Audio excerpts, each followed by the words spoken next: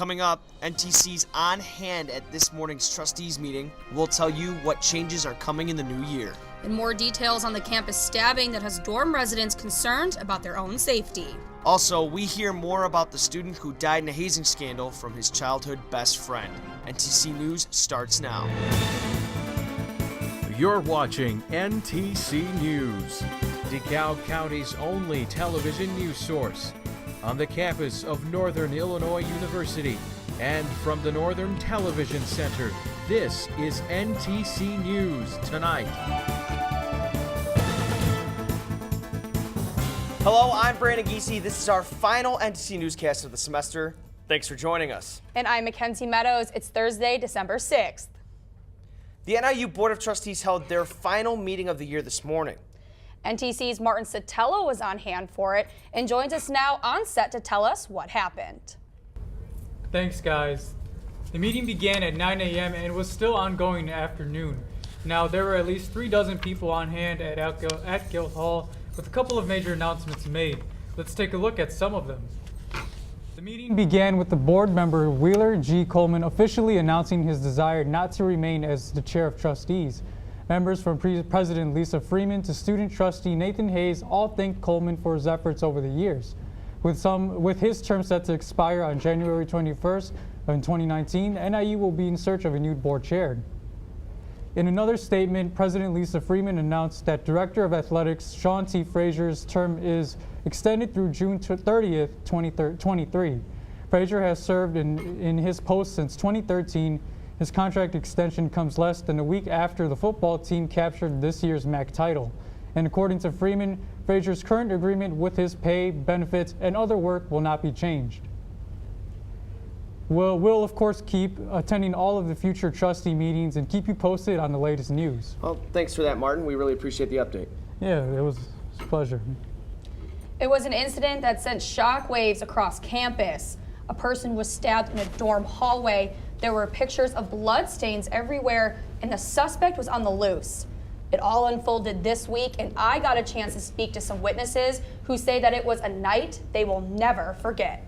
A bloody trail was left behind in Grant Tower North after a fight turned into a stabbing. On Saturday, the Grant stabbing suspect entered these doors right behind me illegally when another resident was trying to enter the building. He was later seen wrestling another man on the ground in front of the elevator in the lobby. A witness recalled that they heard the victim say something about a knife and that he was afraid of being stabbed. An employee who was working that night recalls the terrifying moment she knew something was wrong. I want to say 9:30, there was a young girl who came running to the desk saying, call 911, call 911. And I was like, what happened? She's like, there's someone with the knife by the stairwell. You need to call 911. Police say they have identified the man with the knife as Abdul Danawo, who on Monday night was arrested in Lansing. After being stabbed, the victim stumbled down the hallway, scared for his own life. I kept hearing the victim say, my head hurts, oh, I think I'm going to die. And the cops were like, no, you're not going to die, you're going to be okay. According to police, the victim was stabbed multiple times and is still in the Northwestern Medicine Kishwaukee Hospital. Victim currently has already undergone 2 surgeries, and according to police, he has lost feeling in his left wrist. The witness who called 911 is still shook up from what she saw and is still in fear of going anywhere in the dorm by herself. She was terrified. She tried to get to the elevator and she tried to press the button, and she said she started to see more blood kind of spewing as the victim was being stabbed. NIU police sent out a safety bulletin at 11 o'clock the night of the stabbing, saying NIU police are investigating an aggravated battery in Grant North C Tower. Later in the bulletin, police said the victim reported that an individual armed with a knife assaulted him. The subject left the building and fled the area. Danawo was seen via closed satellite Monday in the DeKalb County Circuit Court, where his bond was set at $10,000 and was later released on signature. In court, the judge ordered Danawo to be monitored electronically from home until his court date, February 1st. NIU officials have released a statement addressing all the rumors surrounding this incident, including the fact that neither the victim nor Danawo are current NIU students. The pre-trial date for Danawo is scheduled for February 1st. Danawo is facing charges of burglary and 2 counts of aggravated assault. If convicted, Danawo could face up to 15 years of jail time with a minimum sentence of 4 years. A stabbing on campus will, of course, make students feel nervous, scared, and upset. So we asked a few how they feel about campus security and how the school could keep this from happening again. I think we need to be a little bit better about who we're bringing into the campus, who's coming to the campus, who we let into these dorm halls. I think there just needs to be a better process to kind of like deal with all of that. I have another year and a half here. I don't know how safe I feel just walking around. It just shows how kind of dangerous this school has gotten, and like why things definitely need to change around here. We just heard from the students. Now we will hear from an on-campus officer. NTC reporter Jamia Green sat down with the commander, Donald Rodman, to find out more about the stabbing and what students can do to ensure their own safety. Thanks, Brandon and McKenzie. So, Commander Don, we talked to some students today about the stabbing incident, and they said that they found out more from social media than the school. Why do you think that is? Yeah, that is a consideration that we take into account, and that's a message that we're actually trying to work with our students on, is to understand there's a time and a place for social media, but there's also a time to be able to get factual information from university representatives. So we, again, try to steer our students towards the university and receiving that information rather than social media, because understanding the factual information may not always be there with social media. Right. So piggybacking off of that, we did get a email update about like what's rumored and what's true. Why was that email so important to differentiate? I think to that exact reason is to be able to dispel myths. And there's a lot of things that go on within social media that can't be validated. And so it was to put out the facts and what was known to everybody, so that it would just quiet some of the myths that were going on. 1 cards are required to get into the residence halls, so if the students weren't NIU students, then how were they able to get into Grant Towers? Sure. The student that was the victim was a visitor, and so he was registered with an NIU student. The offender in the incident was not, and that's part of the investigation.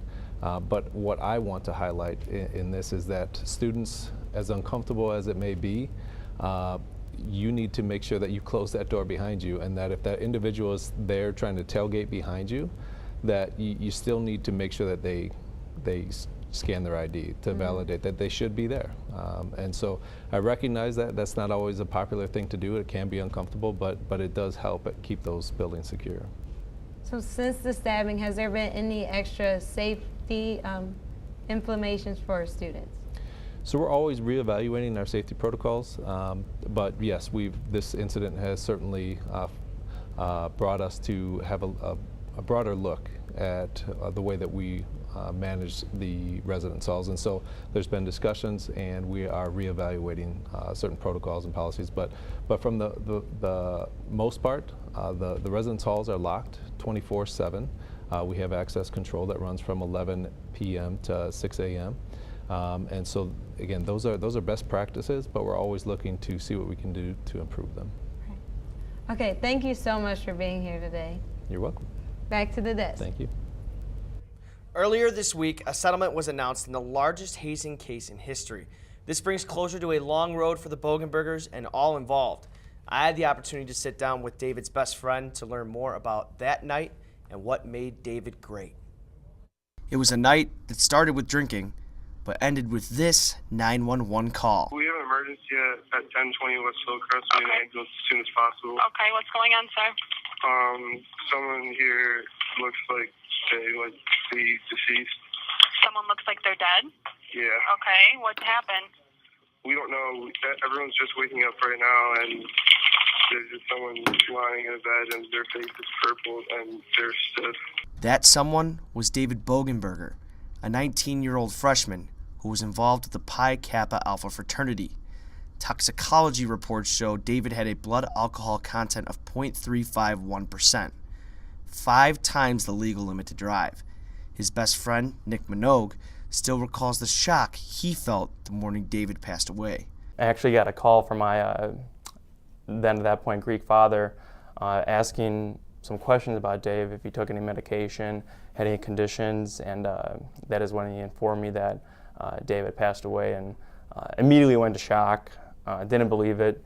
David was more than just a friend to Nick. They were practically brothers. They met in preschool, they grew up together, and always brought the best out of each other, even during local karaoke sessions. He totally brought me out of my comfort zone, and we actually were like clapped in every time we walked in because we were the karaoke guys. These two had amazing times. They were inseparable, and in some ways, David still lives through the memories he made with Nick. Number one thing is I get to see his name on my shoulder every single day. I have his jersey hanging up in my room, forever and always. I mean, hell, I even dedicated my entire fraternity room to Dave. I really wake up every single day and think, how would Dave, live his life? How would he want me to be right now? And to be honest, it really pushes me hard to be my best self.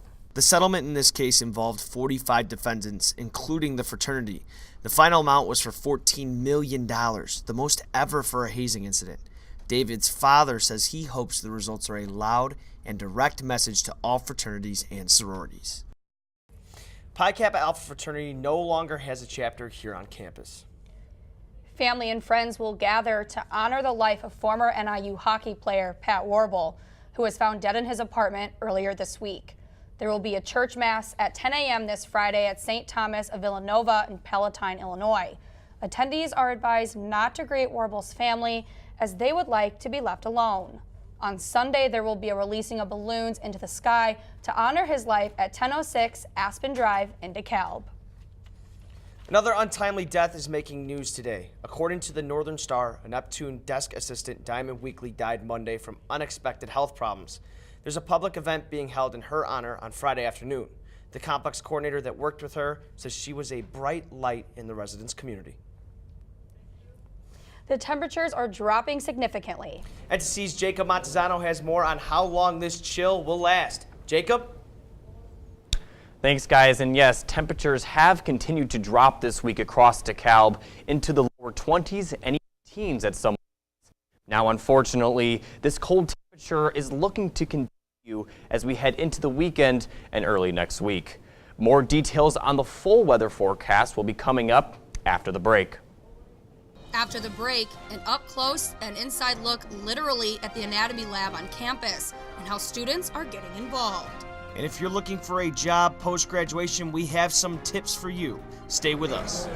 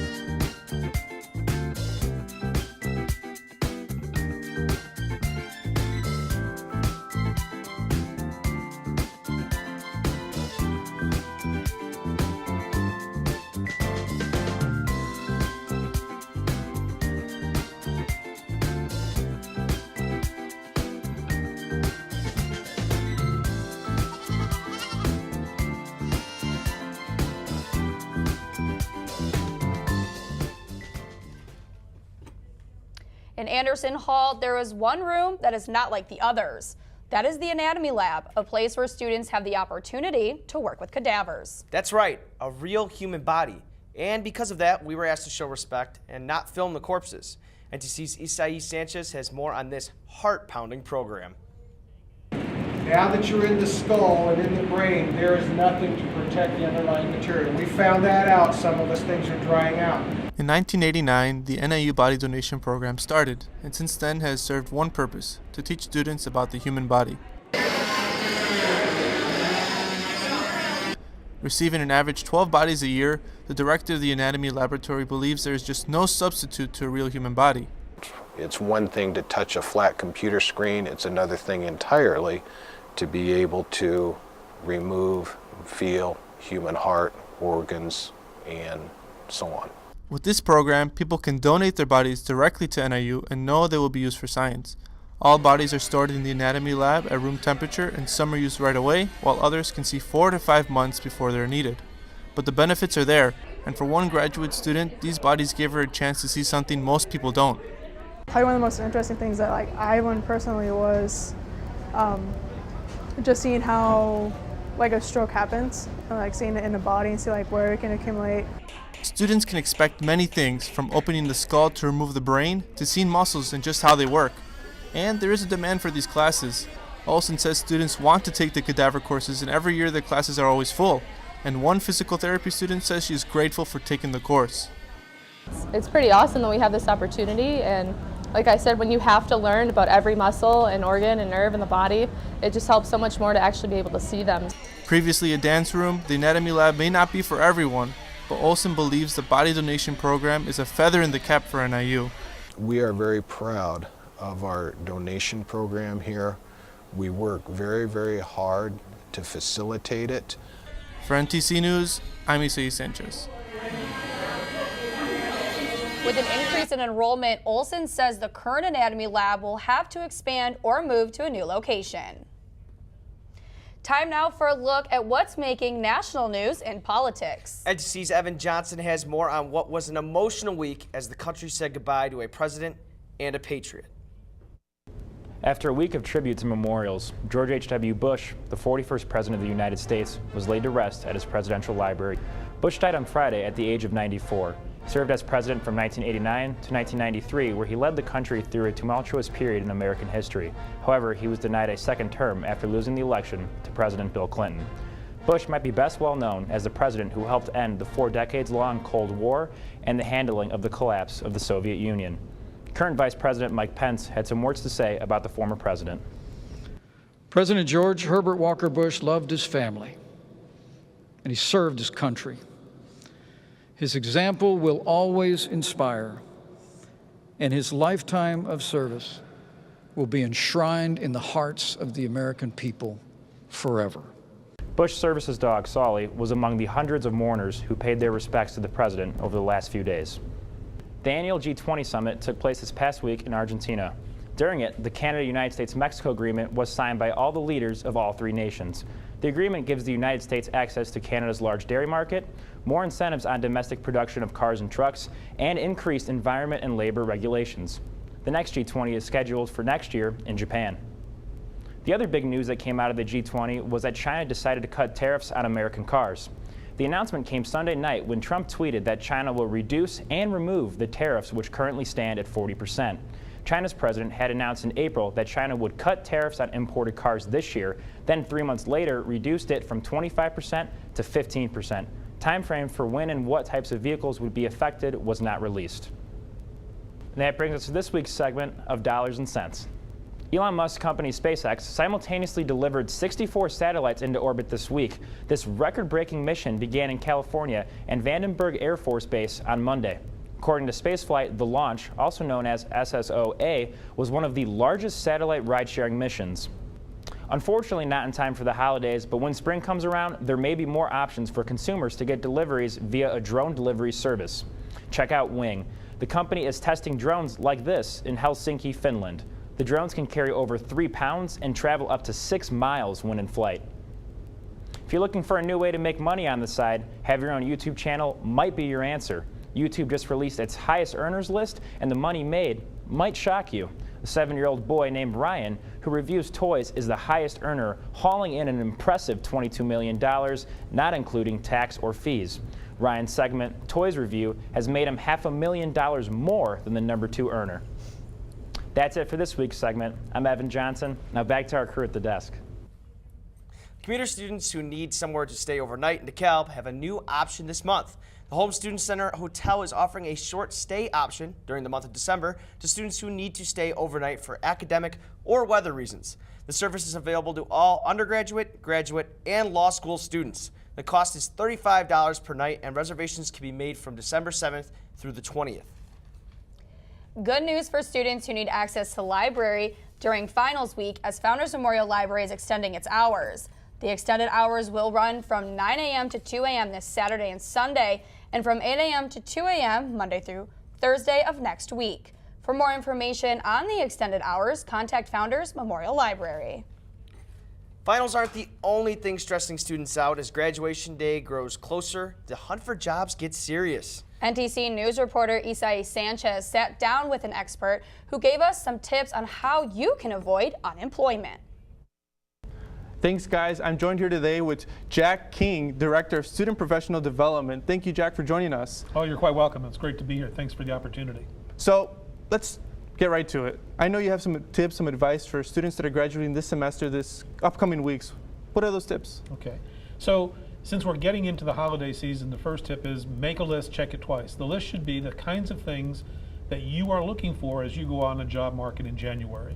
There are a couple of articles that I've read recently that speak to the idea that many companies are getting ready to do some hiring in January, but it's not too soon to start making some of those contacts, doing some research, figuring out what it is that you really want to do, thinking about what it is you don't want to do.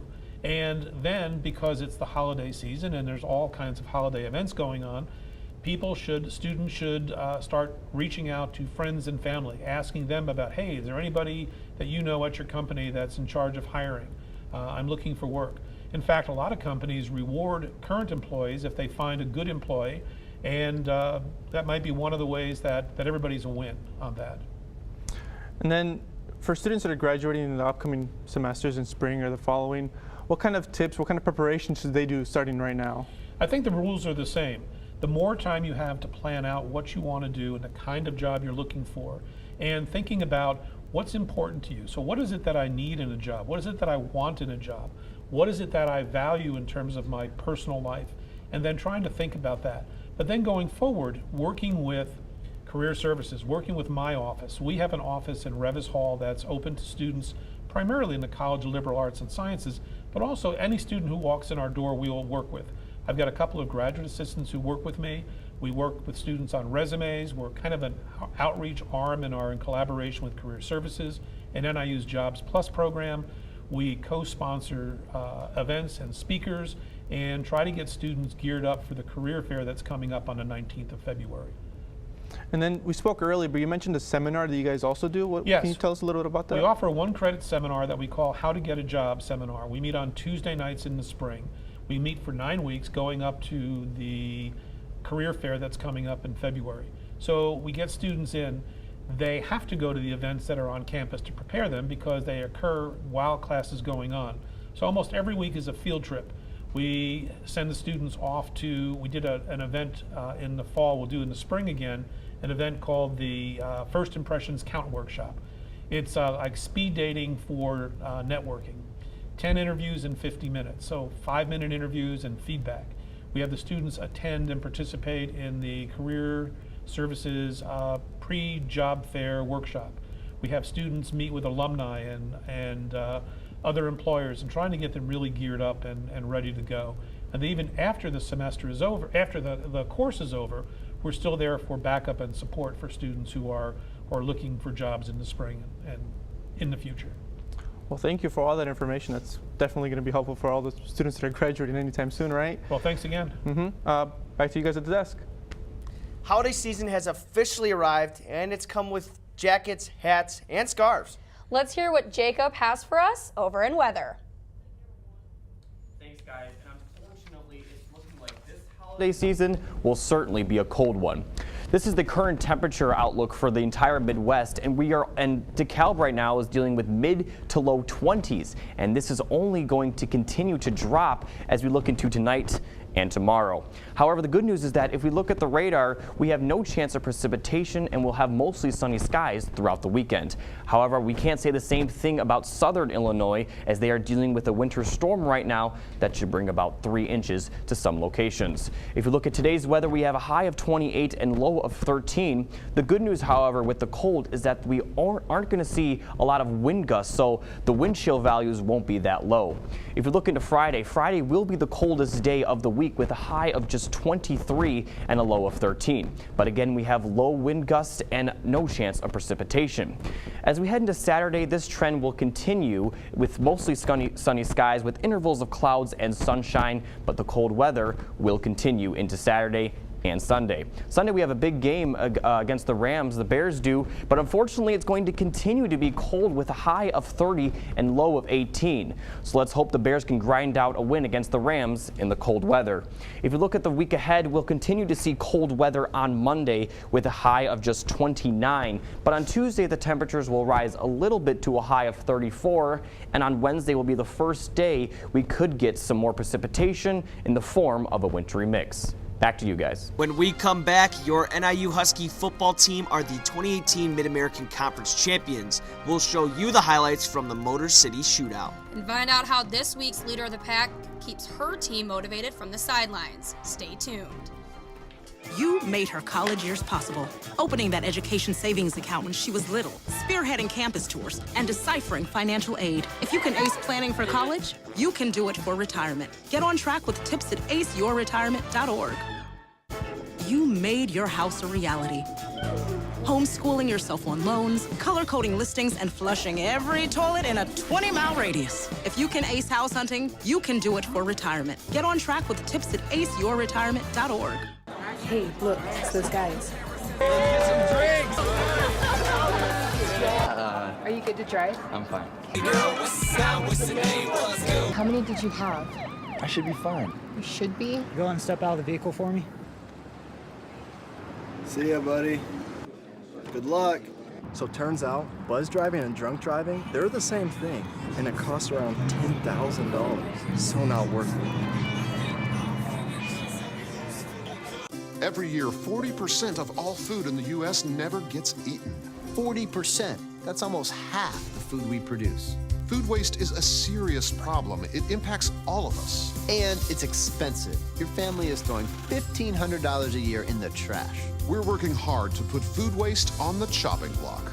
And you can do the same at home. Learn how to cook it, store it, and share it. Just don't waste it. Go to savethefood.com.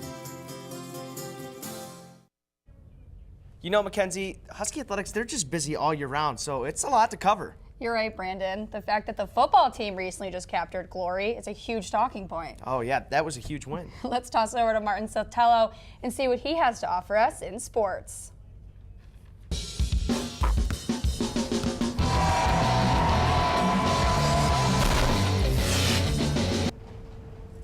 Hello, Husky Nation, and welcome to NTC Sports. With plenty going on in the world of Husky athletics, there's a lot to go over, starting with an update on the gridiron. The NIU football team traveled to Detroit over the weekend to compete in the MAC Championship Thriller. The Huskies were down by 19 at the half, but made a ridiculous comeback to beat the Buffalo Bulls 30-29. Marcus Childers came up big, airing it out for 300 yards and 4 touchdowns, including a few to Spencer Tears and the eventual game winner to wideout DJ Brown. The Huskies will take on the University of Alabama Birmingham in the Cherry Bundy Boca Raton Bowl on December 18th in Boca Raton, Florida, with the matchup set for a 7 p.m. start. This past Sunday, the women's basketball team defeated Nevada Wolfpack in a 98-69 blowout. Senior guard Courtney Woods was on fire all night, scoring a team-high 28 points in just 26 minutes of action. Senior guard Michaela Voigt added in 21 points of her own to help the Huskies improve to a 4-3 record on the season. Lisa Carlson has been at the forefront of the resurgence of NIU's women's basketball. NTC News reporter Kobe Price caught up with the head coach.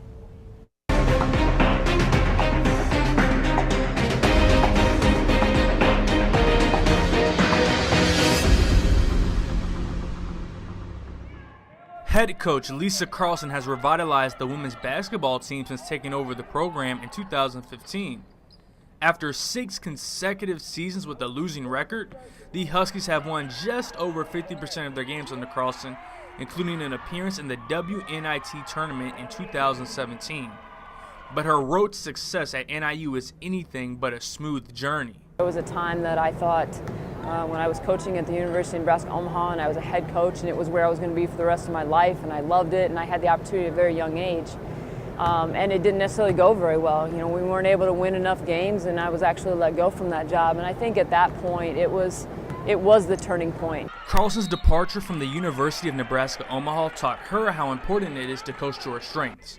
She stopped trying to spread herself thin, trying to please everyone, and focus on what she does best. Be a player's coach, and her coaching staff at NIU allows her to maximize on this strength. I'm lucky enough here to really have surrounded myself with a coaching staff that is really, really good from an X and O standpoint. And what that does, it allows me to really utilize, I think, my people skills in a lot of other areas for this program to help it grow. Carlson has created an open and honest culture among the women's basketball program. Players feel empowered to talk to her about anything on or off the court. They know her honesty comes from a caring place to see them not only be the best version of themselves as basketball players, but as human beings too. Coach is really open about you knowing your role, and if you don't know your role, you go in there, she'll be happy to tell you what your role is and what you can do in order to contribute. And I think that's a good relationship to have. Carlson's players coach style of teaching leaves her as this week's leader of the pack. For NTC News, I'm Kobe Price. The Huskies are undefeated at home so far this season. The team will be back in action tomorrow as they go on to take the Southern Illinois. Tip-off is set for 7 p.m. Now for the men's basketball team, they defeated UC Davis last night 71-62. Although the Huskies only led by just one going into half, they held on to the lead by shooting just 29% in the second half. The basketball team was led by senior Levi Bradley, who had 15 points, and 3 other Huskies also were in double digits. NIU will return to action Saturday as they travel to Indianapolis, Indiana to take on Butler University. The track and field team is preparing for their first meet of the new season. Last season, senior Javania White broke 2 school records with the team breaking 7 in total. The Huskies will travel Friday to Ellendale, Michigan to compete all day in the GVSU Holiday Open. Now, moving on to the mat, the NIU wrestling team's strong start last Friday was not enough to beat the Indiana Hoosiers. The Huskies won the first match of the evening at 125 pounds, but Indiana quickly caught up and led NIU 20-11. The Huskies closed out the night winning the heavyweight class and bringing the final score 20-14. The wrestling team will look to bounce back tomorrow at 7 p.m. in the Convocation Center. And for all of my wrestling fans, you can now rejoice because the WWE is traveling to DeKalb. Tickets for the Road to WrestleMania go on sale tomorrow at 10 a.m. You can see your favorite superstars, including AJ Styles, The Miz, and Becky Lynch live at the Convocation Center February 9th, 2019. That'll be it for NTC Sports, and as always, go Huskies. Let's send it back to the desk. Thanks, Martin. Bad news for those planning to attend Trevor Noah's show this Saturday at the Convocation Center, as the show has been delayed now for the second time. The show had originally been scheduled for November 10th before being postponed to this Saturday. The show will now be postponed until 2019 with no official date yet announced. With Christmas nearly upon us, a local DeKalb band and Toys for Tots have collaborated to give children in need something to cheer about. Our reporter and Sports Hub analyst Martin Sotelo finds out what it's like when music is played for a good cause. Toys for Tots and a country music show? For event organizer Gary Mullis, this is something that he takes pride in. For 49 consecutive years, the annual drive has provided toys and money for kids in need. With donations provided by people within the community, DeKalb County Coordinator Kathy Hogshead Davis loves how the event continues to warm the hearts of many children. The whole point is to give hope to the children, to make their Christmas merrier. If they have a toy, it raises their spirits. With Christmas-themed country musical performances, Mullis's love for music brings happiness to those involved.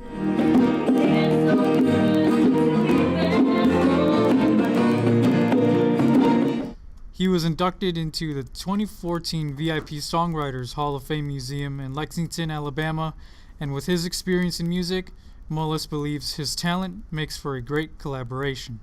I like country music, bluegrass, gospel, and I like playing music, playing my snare drum and singing, and I thought it'd be nice to get people together to do it.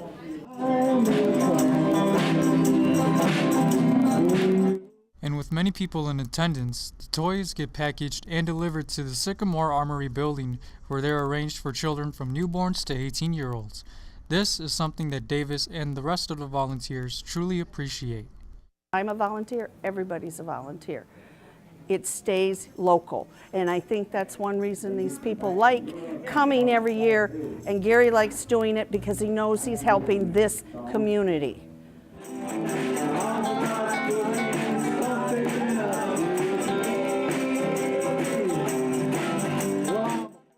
This country music show and toy drive continues to give back to the children of DeKalb through its donations and one-of-a-kind performances.